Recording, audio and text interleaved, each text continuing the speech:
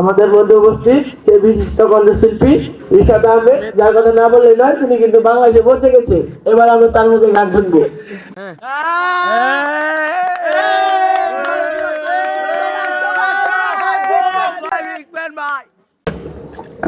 আসলে তোমরা গান শুনতে চাচ্ছ, এখন না বললেই নয়। আমি খুব একটা বেশি গান তো আমি সবসময় বলি না, আসলে বড় বড় স্টেজে আমি গান গাই তো। তারপর আজকে তোমাদের যখন বেশি রিকোয়েস্ট করলা, একটা শোনাই। তবে শোনো, কি তোমরা কি হিন্দি শুনবে নাকি তোমার বাংলা গান শুনবে? হিন্দি তো বোধহয় শুনবে।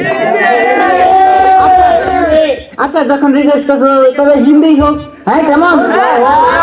আচ্ছা, ঠিক আছে। কামা বড়ি তো নাই